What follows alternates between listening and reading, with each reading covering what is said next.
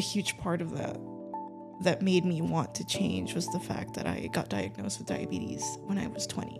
He saw my weight, he saw the numbers, and he told me himself, you are going to fail. You need to ask for a second opinion, ask to have a different doctor, and really advocate for yourself. How do you get back up when you keep putting yourself down with words, Hi, and welcome to another episode of the Dietitian Stable. Today, I have Lupe sitting here with me. Hi, Lupe. Thank you so much for being here. Hi, thank you so much for having me. Very excited to be here. Thank you. Tell me a little bit about yourself. So I am a student at San Diego City College, and I love ethnomusicology. And you said ethnomusicology? Yes. What is that? So ethnomusicology is like peering into the history of a culture through their expression of their emotions, the way that they've grown, the way that they have adapted, but all through the arts, all through music. That's what I'm very passionate about. Wow. And it's all because of, or what really motivates me to seek and explore this part of music is the preservation of culture. And I think it's very important this day and age. That's so interesting. So you're saying that how music is integrated into the culture and it tells their story. Exactly. Right? Yeah. Any specific ethnicity that you're interested in or culture? I'm interested in many cultures and different backgrounds that I want to look into. But I think the one that really sounds interesting to me currently is the Aztecs and the Mayans. The way that because if you really think about it, in their time, there was no music to write, there was no music to read. It all just came from within themselves and their minds and what they found in the wild. They made drums out of animal skin. They made like the drum sticks out of animal bones. And the way that they expressed community was through music. Everybody in the community had a part to play in these gatherings. So I think it's very interesting. Yeah, that's beautiful. Yeah. So did you start studying that in college or? Currently, no. I'm currently studying for my behavioral sciences associate at San Diego City College. Okay. But hopefully I will be transferring to a 2-year program at a university. I'm looking at San Francisco State and UCLA. Very exciting. I'm excited for you. Thank you so much. Thank you. And are you a performer? Do you play music? Currently not a performer, but I am taking a piano class, which I'm very excited about. Piano has been an instrument that I've been looking into playing, like that I've been wanting to play for a long time. So I'm glad I finally have the chance to give it a try and dive into that. When did you start playing piano? I started dabbling back in high school, but I didn't really take like a serious class. But now that I'm in City College, I saw they offered it. So I decided, why not? Let me give it a try. Yeah. How do you like it so far? It's very fun, honestly. And it's actually coming to me easier than I thought. Yeah. It's, I surprised myself with like how fast I'm like memorizing the different notes and the chords. Yeah. Nice. And food is also a big part of culture as well. Yeah. So how do you think food also shapes the way we think about the music and culture? Well, I'm a Latina. So music and food is a big part of our culture. Yeah. Where there is a party, there is food and there is music. You can count on that. Mm-hmm. The way that food is a big part of our culture because it's a way that we sort of create community. If you think about the reason that we have food at a party is probably because we want everyone to be fed. We want to make sure that everyone here leaves with a plate and they're full and they're happy. Yeah. Yeah. It's a way to show love as well. Yeah. You're sharing love through food. Yeah. Yeah. Yeah. It's a way to like, if you have a neighbor that just probably went through like something tough, the first thing you do is you bring them a plate of tamales, pozole, anything, something warm to warm up the soul. Yeah. Yeah. That's beautiful. So you grew up in that nurturing environment. Exactly. Yeah. You know, how does food, now that you grew up with that, how does it shape the way you think about foods and the way you, and your relationship with foods right now? Yeah. So right now, I would say my relationship with food is a lot better than it used to be. Similar to how one is offered food for comfort, I think there are times when I seek food or sweet treats or a certain snack after I've already had a meal to sort of just like self soothe or seek that little extra layer of comfort that I'm looking for. Yeah. And it isn't always something that you need because I'm like, I'm already full. Why do I search for something extra, you know? But I guess it is, you know, a bit of a way to self soothe at the end of the day. Like, I already had dinner, but let me have a sweet treat. Yeah. Yeah. I get that part too, that you feel like it's a way to self soothe yourself and it makes you feel good. Yeah. And I did want to expand a little bit on like how I got to a place where now my relationship with food is a lot better. Yes, please do. Yeah. So back in high school, my relationship with food and the way that I fed myself and the things that I put in my body weren't the best, and I admit they were not the best. Didn't really care, or rather pay attention to what I was putting in. I was just like, if I was craving it, I liked it, even if it wasn't the healthiest thing.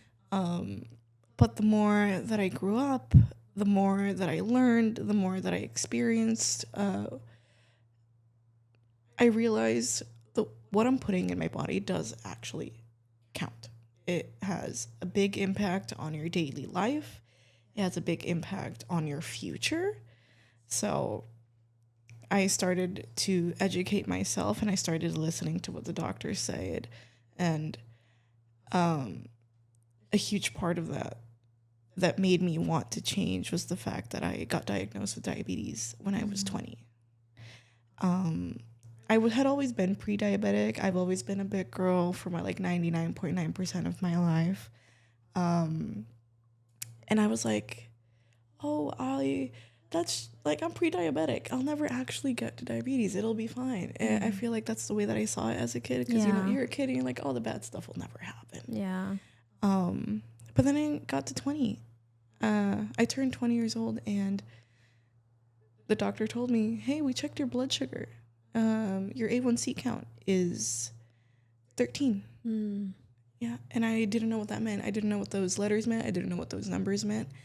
And then, yeah, your blood sugar for today is 393. Like, do you know what that means? And I was like, no. And he's like, you're diabetic. And I was like, no, but I've been pre-diabetic for so long. I don't know, like, how I got to this, you know, questions that you have when you don't know, when you don't have all the answers. And you haven't done a lot of research. And how did you feel, you know, getting that news from the doctor and just... Honestly, I felt disappointed. And I felt shocked, but also I knew at the core that I sort of did this to myself. But it is definitely not a time to point fingers and put myself down. It is a time to act. Yeah. It's a very slippery slope to be like, oh my God, I got to this point. I'm just gonna, you know, be extra hard on myself, be mean and be, you know, say all these terrible. No, I had already been saying and doing that for so long in high school. I didn't take care of my body, like I said. I think it's time to do the opposite, since being so hateful didn't, you know, gave us the opposite. I guess I would say it gave us the opposite results that we thought we would get. So how did you care for yourself after that? I listened to what the doctor said, and I was like, okay, let me dive headfirst into this. I did the diets. I did the diabetes medication all on schedule. I was very, very disciplined, and I eventually got my diabetes under control. Amazing. I got my diabetes under control, and I lost the weight, and yeah, I got to a much better place with that. Did you have help from a dietitian, or was it just you working with your doctor? And It was mainly just me working with my doctor. Unfortunately, the clinic that I go to, there are no dietitians available, but they are working on it, which I'm very excited about. that's good. So it was just me and the doctor and the research that I did on my own, and then the information that he provided for myself. Yeah. So now your diabetes is under control.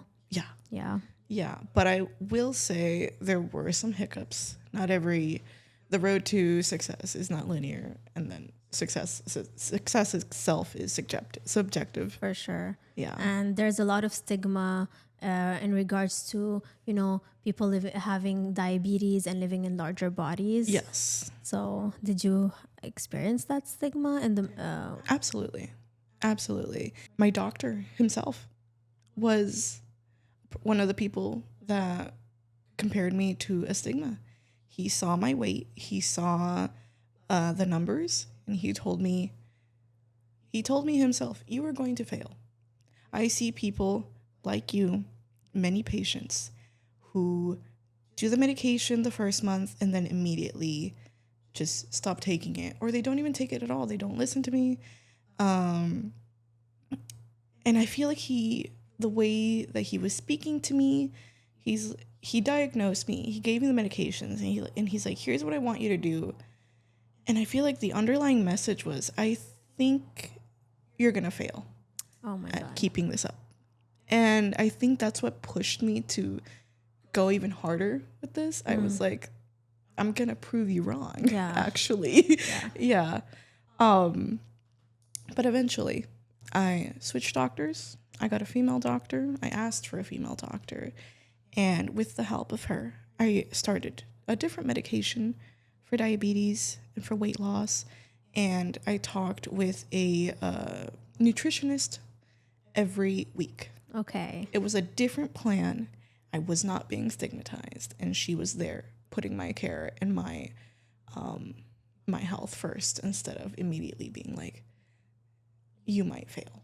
You will fail." I am so happy to hear that, and I'm so happy that you advocated for yourself. You asked for someone else, someone that would understand you, and really guide you, and not have those biases and misjudgment. Something I always tell people is advocate for yourself in the medical field. Ask if you do not like your doctor, if you do not like the care that you're receiving, advocate for yourself and ask to see someone else. Ask for a second opinion, because you are not crazy. You are in your body. You're the only person in your body. I agree. I totally agree. And this is what I tell everyone, to always advocate for yourself, and don't be afraid to ask questions, because sometimes if you ask the question, you'll feel like the connection is going to happen with that doctor, and they'll be like, "Oh, I'm so glad you asked." And then, it's just a complete different conversation where they'll be more inclined to help you or to guide you towards,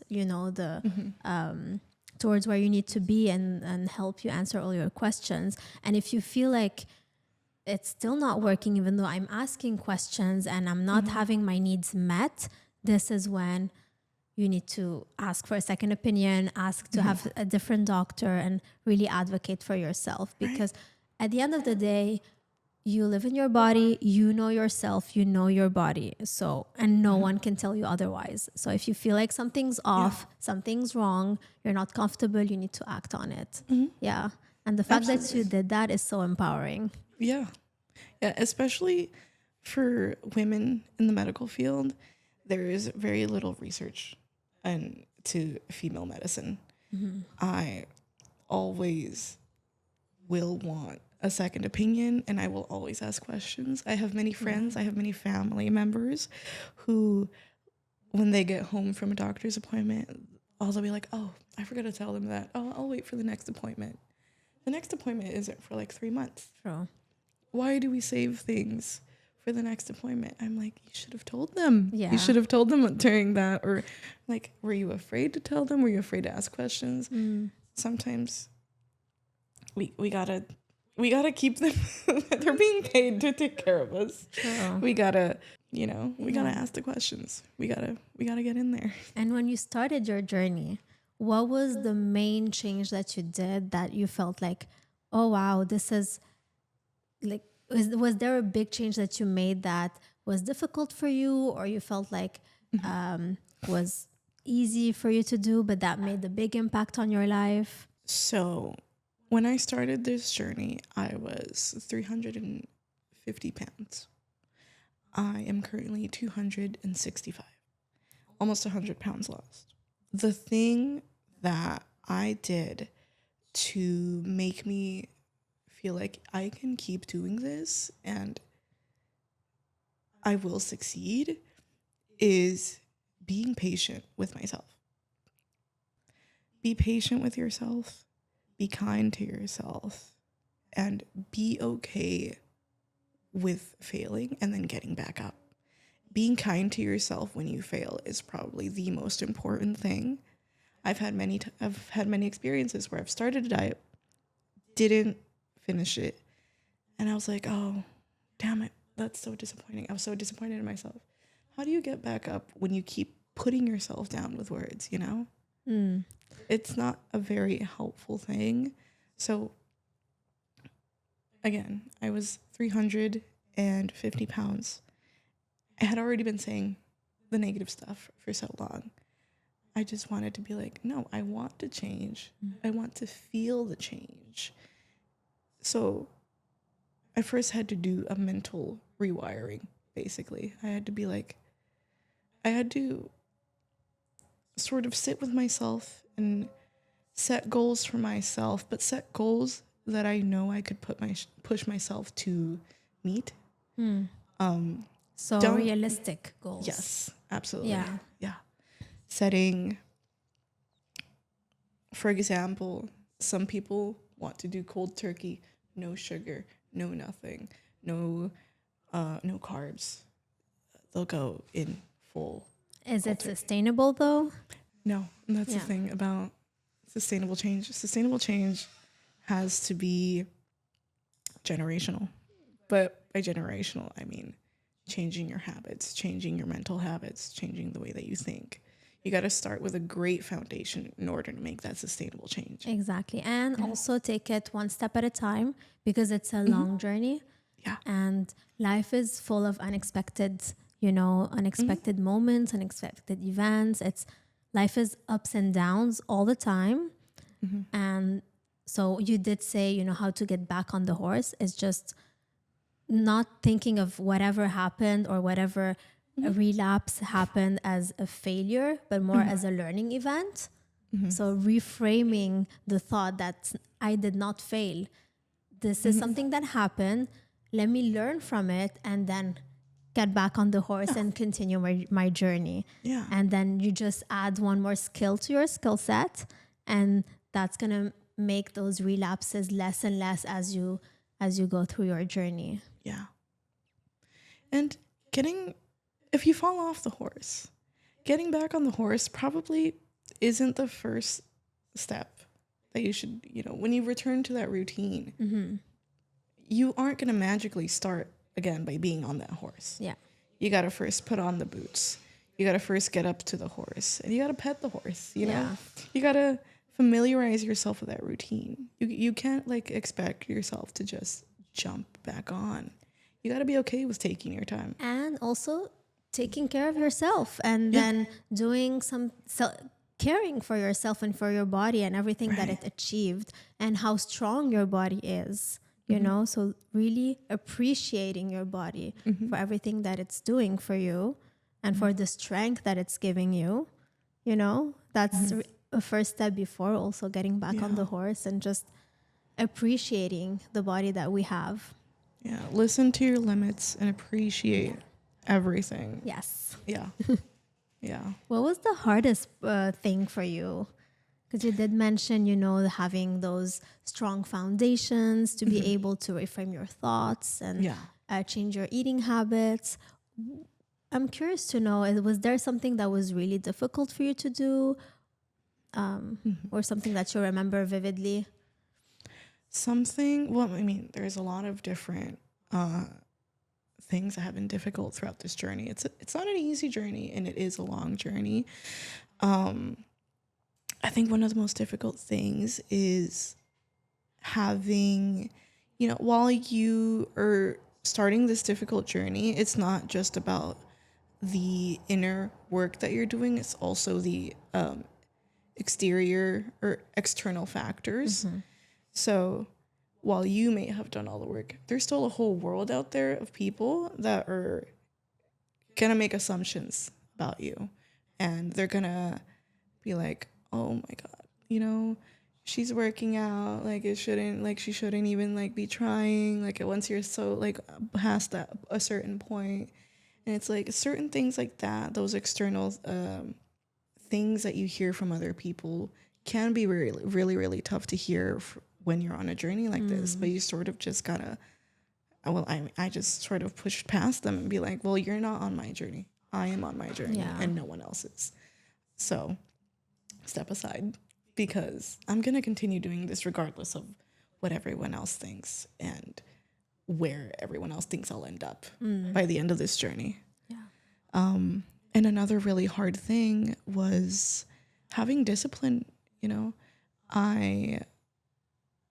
Those sweet treats are really hard to get rid of sometimes. So I was like, okay, I'm not going to cut them out completely, but there's something about portion sizes that's very important.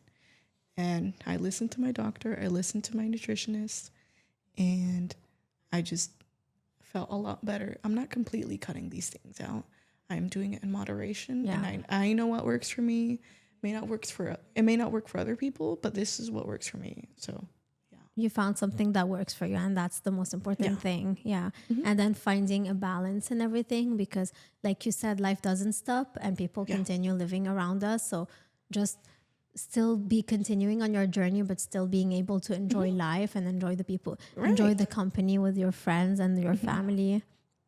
Taking care of yourself does not mean you should stop enjoying life. In fact, you should be enjoying it to the fullest. Exactly. Yeah. Were you able to fit the foods and everything in a way that is fun and joyous for you and still enjoy it? I know there are many people that find healthy foods like not the best, not appetizing. I am one of the people that does. I love salads. I love vegetables. I love fruits. I love all that stuff. So it was very easy. That was one of the more easier things to adapt my diet. But what I found difficult was sort of keeping up with it, keeping that routine up. Yeah. Because whether there was like a party or there was a blockage in the road of some kind, like you said, life gets in the way. Yeah. I'd be like, oh, well, I guess I'll just continue the diet tomorrow. And then tomorrow didn't happen. And then the day after didn't happen. And then next week I'll be like, oh, it'll be fine. And then the whole diet's messed up. And then the whole routine is messed up. So I found it very difficult to sort of keep that, the diets going. But eventually I found that if that sort of structure isn't working for me, I guess what I should do is just incorporate some of the good things, like the vegetables, the fruits, some way, somehow in my daily life, to not stop myself from enjoying those other things. For sure. Yeah. And I do want to mention something, because you said some people think healthy foods are not tasty or not, appealing. And this is another misconception. How there's a lot of misconceptions regarding fast foods and processed food. There's also misconceptions regarding healthy foods. Why would they be labeled as not appealing or boring, quote unquote? Yeah. What's your favorite vegetable dish? Or because you did mention that you love fruits and vegetables. Oh man. I love a good quinoa bowl. I'll do quinoa, broccoli, carrots, a protein of some kind. So maybe like a grilled chicken, peas, throw some onions in there, some mushrooms, and a peanut sauce. Oh, yeah. And it's an avocado. Can't forget the avocado. Yeah. Never forget the avocado. Never forget the avocado. She's a fruit, but I love her. It's really good. It looks very appealing. Is it something that you prep on a weekly basis? Yeah. Yeah. If I can, on a daily basis. Okay. I gotta get those healthy fats in there. Yeah. Yeah. I love avocado. Same. I always have avocados in the house. And do you have, since you did mention that you're, I want to say, a music expert. Not there yet, but someday. Someday. Yeah. What's your favorite way to pair food and music? Well, I mean, I'm always playing music when I'm cooking. Really? Always. I gotta have a soundtrack to my meal. Always. Whether it's breakfast has jazz, dinner has either pop or soft rock. Okay. Yeah, or rock. Yeah. Yeah. And is it the same? So let's say you're prepping dinner, so it's soft rock for during the preparation and the dinner time, or do you change soundtracks? That depends on the mood. It depends on the vibe. My girlfriend and I cook together sometimes. And so we will usually turn down the music for when we're eating because we like to have a conversation when we're eating. Yeah. It's that, that time of the day where you just catch up and you enjoy the food that you cook together. True. Yeah. So yeah, soft rock or rock for the cooking portion, dancing around, singing, letting all the flavors blend together. And the smell. And the smells. I love the smells. Yeah. Yeah, that's how you know it's good. Yeah. Yeah. And when you do, when life gets in the way or you stray away from your routine, how are you able to reorient yourself and and get back to your regular routine? Yeah. So I currently, when I'm working and I'm balancing schoolwork, my schedule gets busy and I can't always make the meals that I want to make for myself. Breakfast is a really important meal of the day. I know that I can't function without breakfast. So let's say I have to get out the door very, very quickly. I know what's good for my body. I keep that in mind, and I know what will continue or what will create sustainable energy for me throughout the day. So I make sure that it is a fruit and a protein of some kind and water. So I don't necessarily be like, I'm not necessarily, okay, I have to have these fruits and these veggies and these proteins in the morning. Okay. Like, let's say life gets in the way and I can't have that. So I make sure to just keep in mind the basics of like, okay, I want to have a fruit, I want to have a protein, and I want to have water. So let's do hard-boiled eggs, a banana, maybe some toast if I have time, and water. I got to make sure that I listen to my body and I know what I need for throughout. This is what I know that I need for the day to function throughout the day.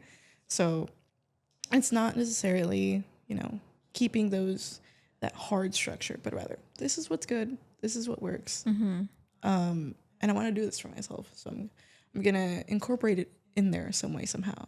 That's a really good way to do it. And it seems like you have your fridge already ready and set up with making sure that you have those proteins and those fruits and vegetables so that you can just prep something on the go if you don't have time. Yes. Yeah. And then there are the times in life when the fridge isn't as stocked as you would like. So you got to make do with what you have. Maybe you got $5 in your pocket. So what do? Stop by a 7-Eleven. They have fruit. They have bananas. They have hard-boiled eggs too. Yeah. So, I gotta, I'll find what I need for the day. Some way, somehow. That's good. That's good. Yeah, but you bring up a good point about having that fridge stocked. It is important to, I guess not in a way meal prep, but know or be aware that this is what your body needs. Know get familiar with what you like, get familiar with what you can eat, get familiar with yourself. Yeah. And yeah. And have those small things prepped, like having the vegetables washed and Right. pre-cut, for example, and fruits also washed and ready to go. So it makes it easier to just open the fridge and grab something that is nutritious. Yeah.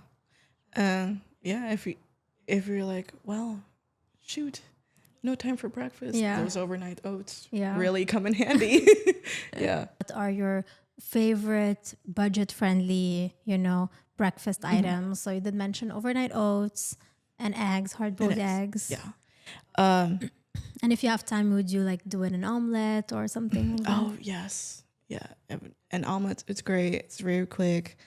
Honestly, fruit, produce of any kind. Yeah. Very cheap to get a few apples, a couple bananas, some grapes, strawberries.